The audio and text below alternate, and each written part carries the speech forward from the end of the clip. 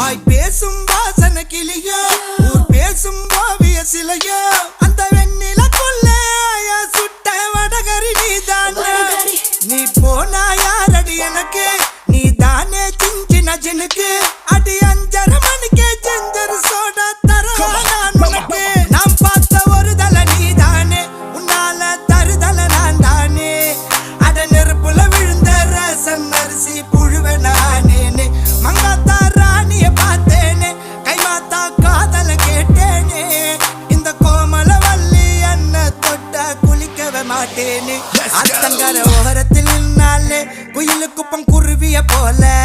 அக்கம் பக்கம் யாருக்கும் தெரியாம லுக்கு விட்ட பக்குன்னு மேல